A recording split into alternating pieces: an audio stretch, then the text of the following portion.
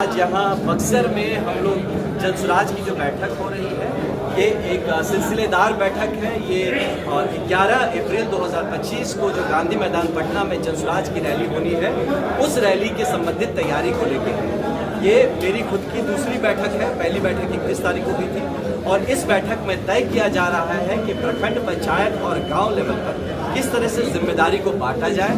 वहाँ से हमारे इस रैली का नेतृत्व कौन करेगा, उसके लिए संगठन से और संसाधन कैसे आएंगे, इस बात पे चर्चा हो रही है। यहाँ पे दायित्व दिया जा रहा है और संगठन में जो लोग एक्टिव भूमिका निभा रहे हैं उनको हम लोग ज़्यादा किस तरह से आगे जिम्मेदारी दे सकें और जो इनएक्टिव भूमिका निभा रहे हैं उनको भी हम और प्रोत्साहित कर सकें कि संगठन में आने वाले चुनाव को ध्यान में रखते हुए किस तरह से और एक्टिव हुआ जाए। आपको बताते हुए हमें हर्ष हो रहा है कि पूरे शाहबाद से मैंने खुद इस बात की जिम्मेदारी ली है कि 1 लाख लोग इस रैली तक पहुंचने का प्रयास करेंगे और इसमें से हमने जो टारगेट तय किया है वो गांव लेवल तक का टारगेट तय किया है और इस 1 लाख लोग बक्सर, भोजपुर, रोहतास और कैमूर से तैयार हो रहे हैं। ऑलरेडी पहला चरण हमारी मीटिंग्स का हो चुका है। तैयारी जोर शोर से ज़मीन पे हो रही है और अब आने वाले कई दिनों में आपको नजर आएगा इस रैली पे पूरी तरह से फोकस होकर संगठन काम करेगा।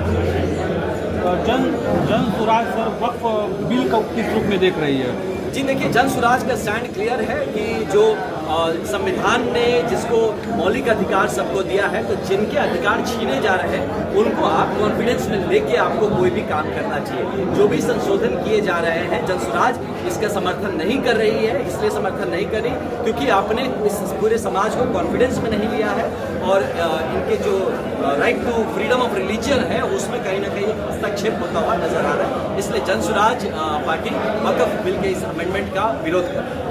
वक्फ बिल को लेकर नीतीश कुमार ने बीजेपी का साथ दिया है। यही बात समझाने का जनसुराज भी प्रयास कर रहा है कि देख लीजिए कि जिसके वोट पे लोग और जिसके नेता बनने का जो लोग दम भरते हैं, आज देखिए कि जब कुर्सी पे आई और जब अपने पे आई तो कैसे वो दल अपने स्वार्थ के लिए अपने ही वोटर्स का हाथ छोड़ के एक तरफ निकल गए। लेकिन जनसुराज खड़ा है अभी भी अपने लोगों के साथ।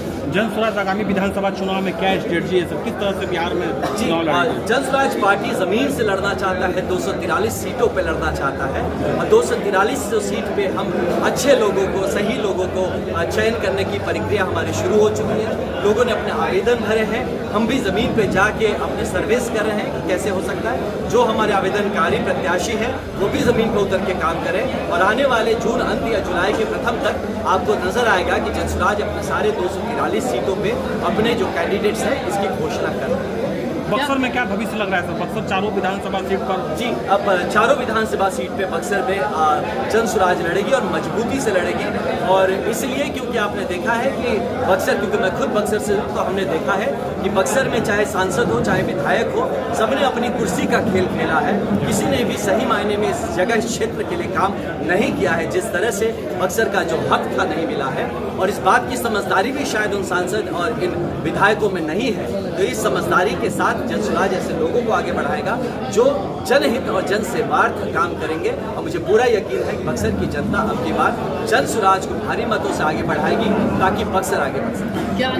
विधानसभा चुनाव में जनसुराज एकला चुनाव अभियान में चले गए, गठबंधन के तहत जाएगा? नहीं, जनसुराज 243 सीट पे अपने दम पे गठबंधन जनसुराज ने जनता के साथ किया है। जनता के साथ मिलकर जनसुराज 243 सीटों पे लड़ेगा। किसी भी गठबंधन की कोई आशंका आपको नहीं होनी चाहिए। क्या आनंद मिश्रा बक्सर से चुनाव लड़ेंगे? आनंद मिश्रा पूरे 22 सीट पे चुनाव लड़ेंगे शाहबाद के, जिसकी जिम्मेदारी मैंने ली है। मैं एक पार्टी में हूँ, मैं बक्सर से चुनाव लड़ने के संसदीय चुनाव तो जरूर लड़ूंगा भाई, वो तो अभी भी मैं विधायकी वाला। लेकिन विधायक में क्या है कि देखिए, मैं अपनी तरफ से मैं चाहता हूँ संगठन के लिए काम करूँ। इसलिए आपने देखा होगा पिछले कुछ दिनों से पूरे बिहार घूम के मैं संगठन मजबूत करने की कोशिश कर रहा हूँ। लेकिन एक पार्टी में हूँ, पार्टी का जैसा आदेश जब होगा वैसा किया जाएगा। लेकिन अभी तक मेरा कुछ विधायकी चुनाव लड़ने के लिए मेरी कोई